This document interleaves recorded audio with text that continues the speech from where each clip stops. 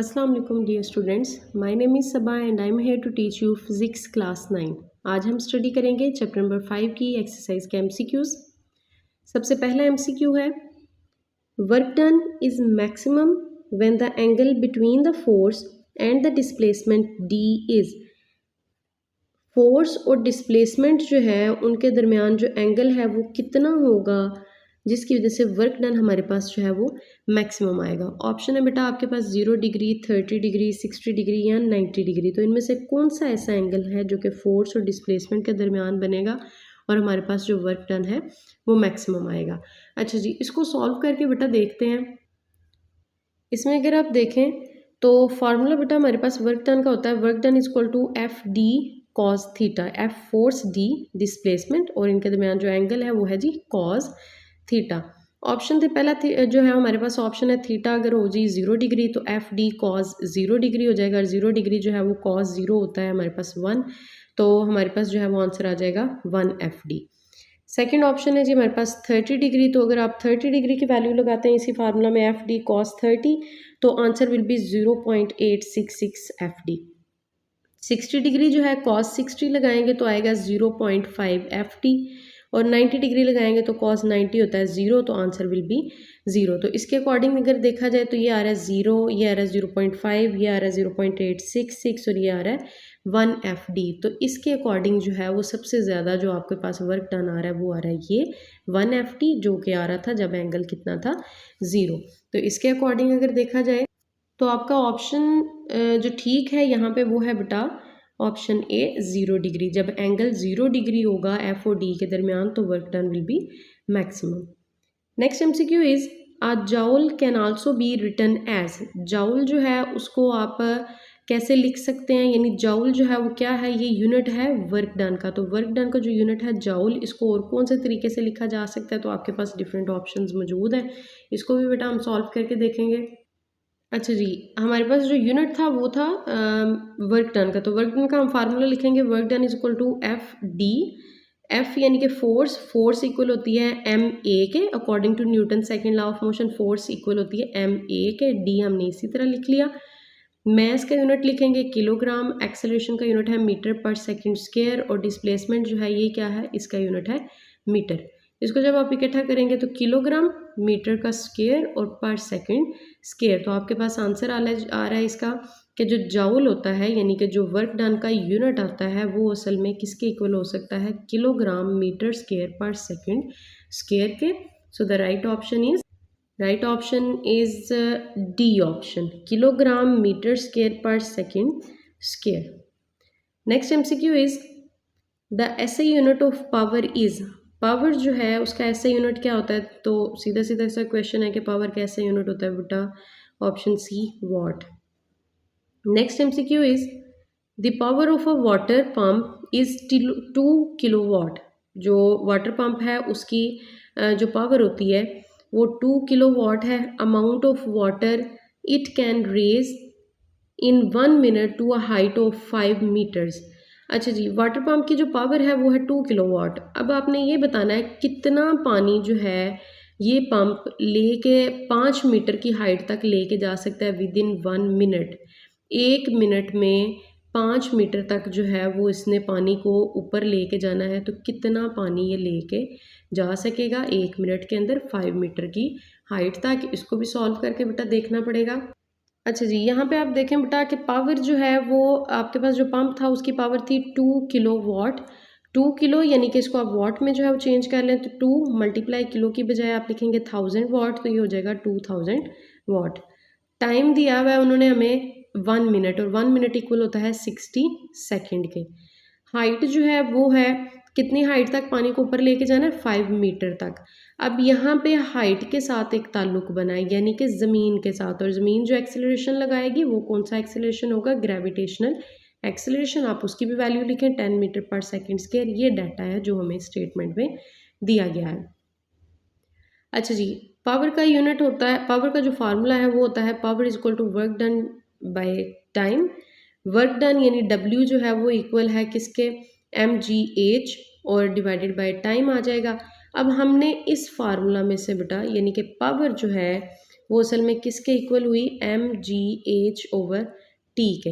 अब इस फार्मूला में से हमें क्या चाहिए, हमने तो ये देखना है अमाउंट ऑफ वाटर, यानी कितना पानी जो है, पानी का मैस मालूम करना है, जिसको वो जो है वो 5 मीटर की हाइट पे ये पंप लेके जा सकता है।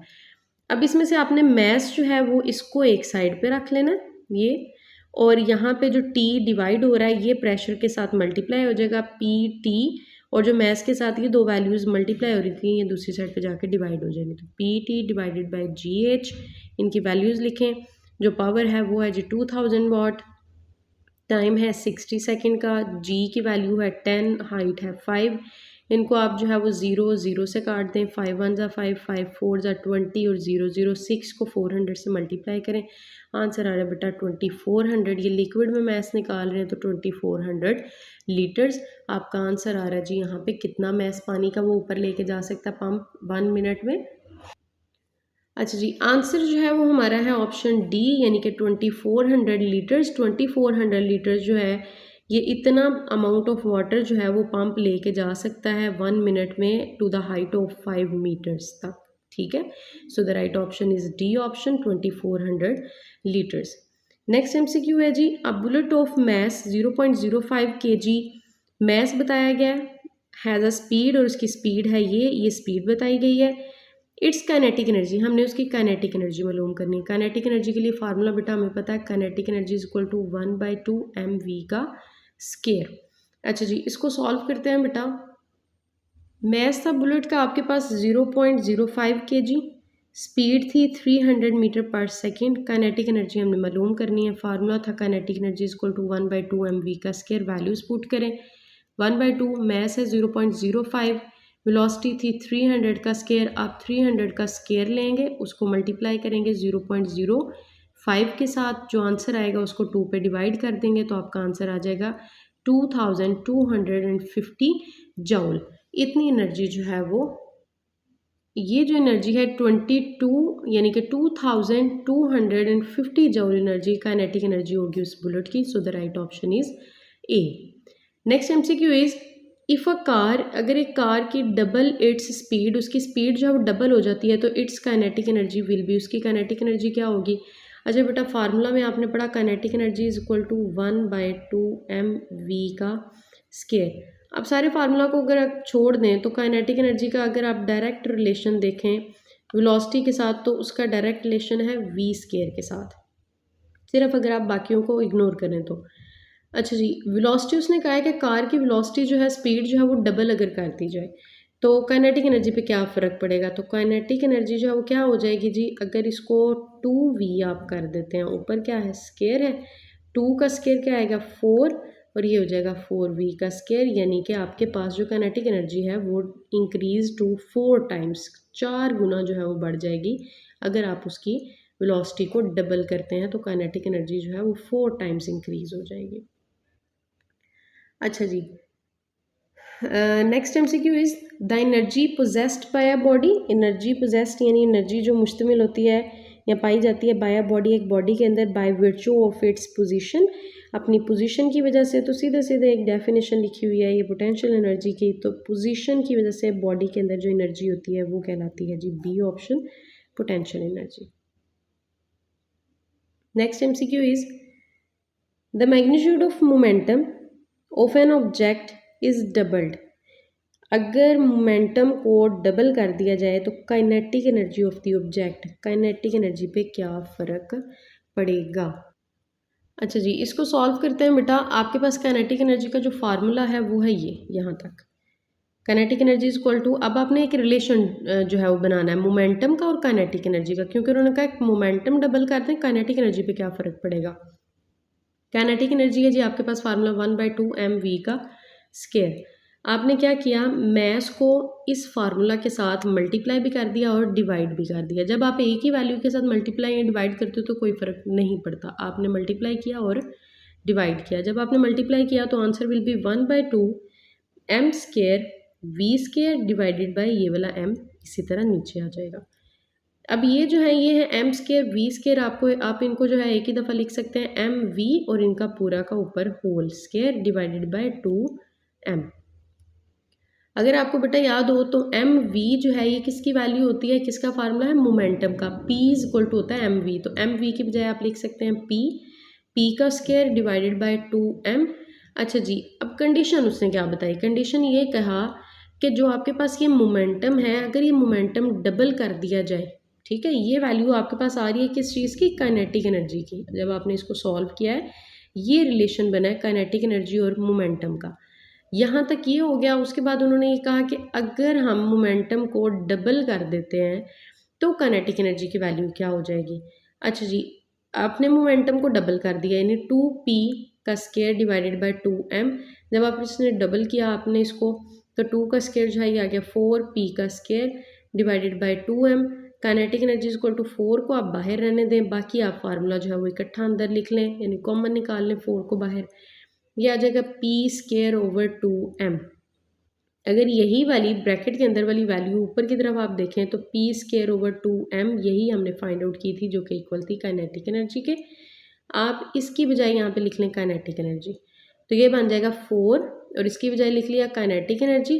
इसका मतलब है कि जब आप मोमेंटम को डबल करेंगे तो जो काइनेटिक एनर्जी हो जाएगी वो इंक्रीज हो जाएगी 4 times. So the answer will be B option, increase to 4 times, 4 गुना जो है वो बढ़ जाएगी kinetic energy. Next MCQ is which of the following is not renewable energy sources. अच्छा जी, इनमें से कौन सी ऐसी जो है वो सोर्स है एनर्जी के जो कि रीन्यूएबल नहीं है। अच्छा जी, रीन्यूएबल सोर्स इनमें से है आपके जो नहीं है वो है जी fossil fuels, these are the non renewable sources.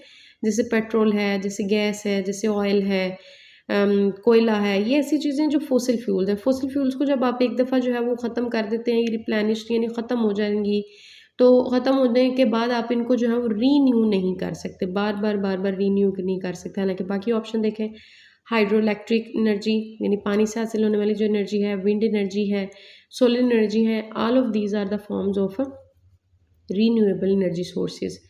लेकिन जो फॉसिल फ्यूल्स हैं these are the non renewable energy sources, ये रीन्यूएबल में नहीं आती हैं। So the right option is B option.